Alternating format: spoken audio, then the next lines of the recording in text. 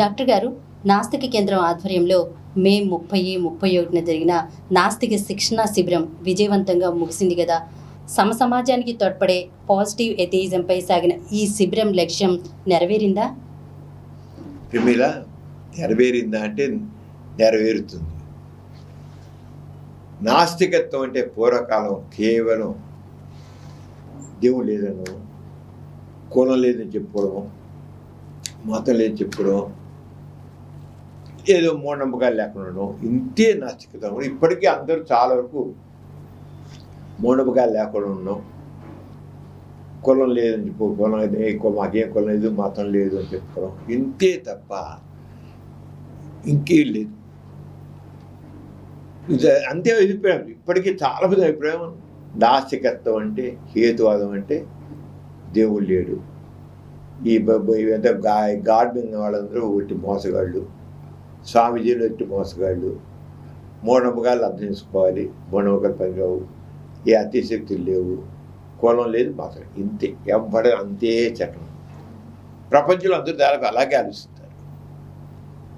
దాన్నే negative atheism ఉంటాం. గోరా గారు మాత్రం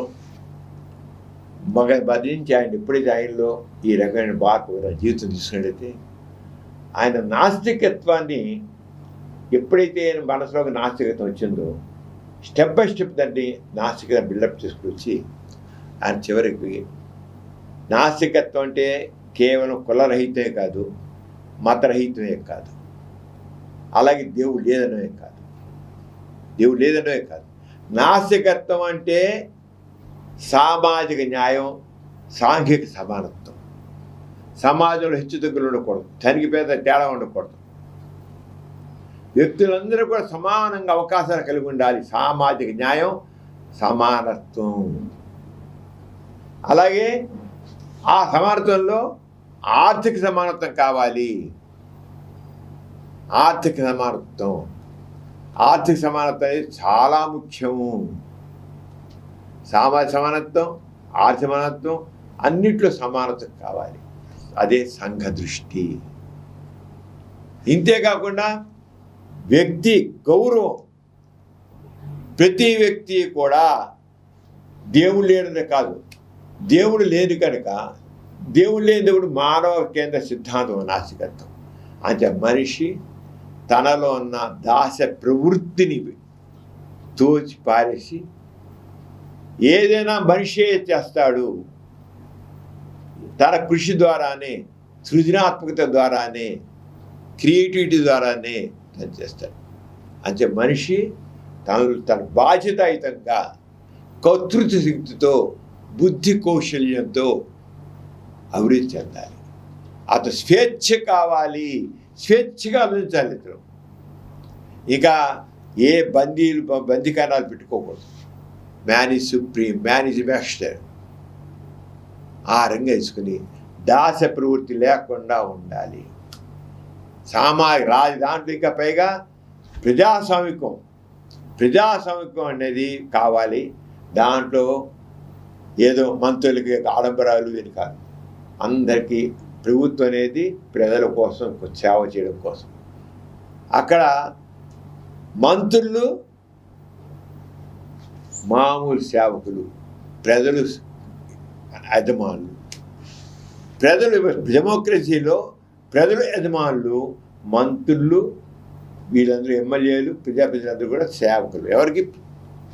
ప్రజలకు చేయడానికి. ఆరోగ్య ప్రజాస్వామ్యం కావాలి. నాస్తికత్వాన్ని మొత్తాన్ని ఆయన ఎలా చూశారంటే, ప్రజాస్వామిక విధానం కావాలి, బహిరంగ విధానం కావాలి. మంత్రులు నౌకర్లు అంటే వాళ్ళకి మన ప్రజాస్వామ్య మంత్రులు నెత్తిన పెట్టుకుంటున్నాం. వాళ్ళు ఎక్కడ దిగుచ్చిన వాళ్ళంతా. ప్రభుత్వం దేనికి? ప్రజలకు సేవ చేయడం కోసం అని. అంచేత రాజకీయ రంగంలో కూడా ఇక్కడ ఎవరికి దాసం లేదు. అంచేత ప్రజలకు సేవ చేయడం కోసం ప్రజాస్వామ్యం. అంతేకాని పూర్వకాలం రాజులకు బొక్కుడు చేసినట్లు, లేదా దేవుడు చేసినట్లు అలా నాకు లేదు. ఇక సేవకులు, మంత్రులు, వీళ్ళందరూ ముఖ్యమంత్రులు, ప్రధానమంత్రులు ప్రజల సేవకులు, ప్రజలే యజమానులు. ప్రజలే ఎన్నుకుంటున్నారు వాళ్ళని. అంచేత ఆరగ ప్రజాస్వామ్యం కావాలి. సైన్స్ అనేది మానవోమానికి కాదు, ప్రజల ప్రయోజనాల కోసము,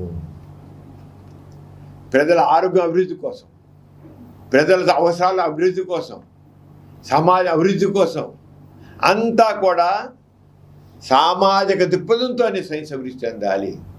మానవ కనిపెట్టడం ఇంకోటి కాదు. మనిషికి ఏది ముందు కావాలో చేయాలి. అంతేగాని పెద్ద సైన్స్ కదా అని చెప్పేసి అలా ఆకాశ హర్మ్యాలు కట్టుకుంటూ వెళ్ళడం కాదు, ఆకాశ హర్మ్యాలు కట్టుకుంటూ పోవడం కాదు. నువ్వు ప్రజలకి అందుబాటులో సైన్స్ చేయాలి. అదే కళలు అనేది కళల కోసం కాదు, కళలు సమాజం కోసం, సామర్థ్యం. ఇరగ గోరగారు నాస్తికత్వానికి అన్ని రంగాల్లో పరిపూర్ణమైన రూపాన్నిచ్చారు. ప్రపంచంలో నాస్తికత్వానికి పరిపూర్ణమైన రూపం ఇచ్చిన వ్యక్తి గోర. దాన్ని పాజిటివ్ ఎథిజం పెట్టారు. పాజిటివ్ ఎథిజం, నాస్తికత్వానికి పాజిటివ్ ఎథిజం. ఈ పాజిటివ్ ఎథిజం అనేది మరి సరైన రూపం ఇచ్చేసి దాని గురించి అందరికీ అర్థం కావాలి. నాస్తికత్వం అంటే చెప్పిన కేవలం కులరహితం మతరహితమే కాదు, నాస్తికత్వం కాదు. అన్ని రంగాల్లో కూడా నాస్తిక చైతన్యం కావాలి. మ్యాన్ ఈజ్ సుప్రీం అని ఆర్గనైజ్ చేయాలి. అది ఈ విషయాల్ని గోర గారు ఏ నాస్తికతను ప్రతిపాదించారో అది అందరికీ అర్థమయ్యే రీతిలో ఇక్కడ తరగతులు నిర్వహించడం జరిగింది. అందరికీ చాలా నిష్ణాతులైన వక్తలు ఆ గోర గారి ప్రతిపాదించిన పార్టీ అని అర్థమయ్యేలాగా అందరికీ చెప్పడం జరిగింది.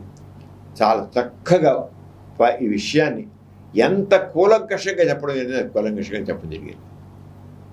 సృష్టి ఆవిర్భావం కానివచ్చు, సైన్స్ లేటెస్ట్గా సైన్స్ను ఎంత అడ్వాన్స్ అయింది, సమాజానికి ఏ రంగా ప్రయోజనం చేకూర్చాలి, ఏ రంగా కావాలని చెప్పడం గురించి, అలాగే అనేక మూఢనమ్మకాల గురించి ఇదేని కదా అన్ని విషయాలు, science, atheism politics, atheism economics, atheism arts, ఈ రంగా ప్రతి దాన్ని విశ్లేషించి చెప్పడం జరిగింది.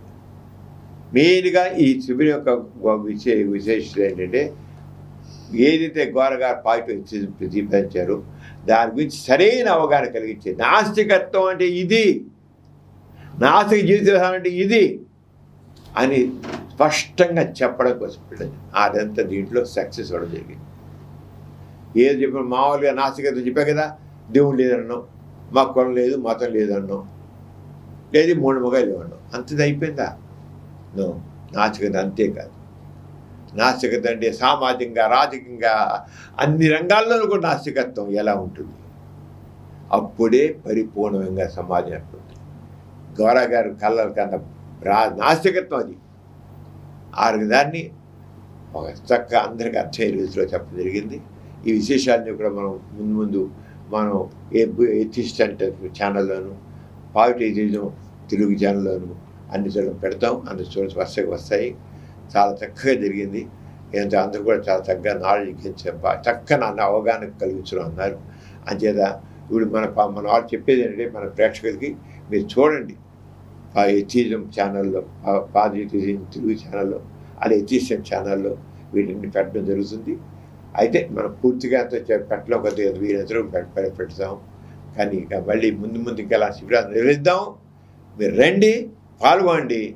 ఏదైతే గోర గారు సన్నిధితంగా చెప్పారో పాజిటివ్ అది జనాలను తీసుకెళ్దాం.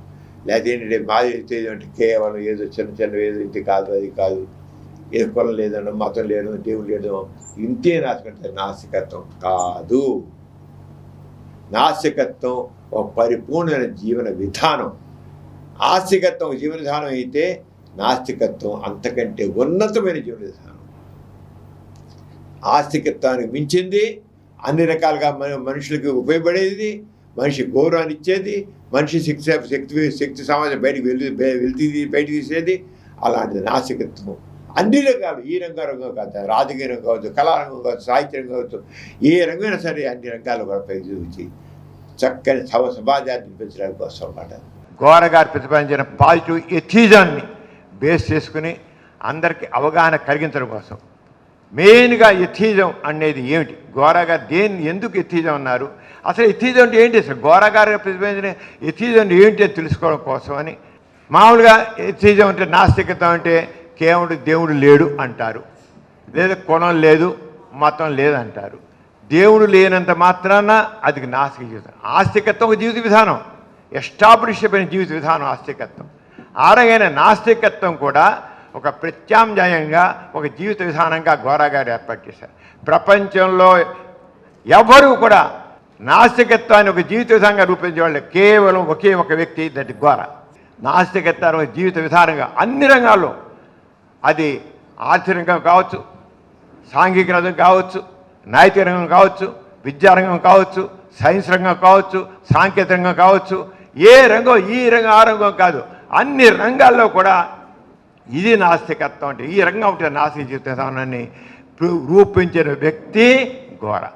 అది ముందు ముందు కూడా మేము చాలా జరుగుతాం. ఇది మరి ఈ రంగా దాంట్లో చెప్పడం జరిగింది. అవన్నీ అంటే మీరు చూడండి, చూసి వివరాలు తెలుస్తాయని నేను కోరుతున్నాను. ఈ కార్యక్రమం మీకు ఎంతో నచ్చింది కదా.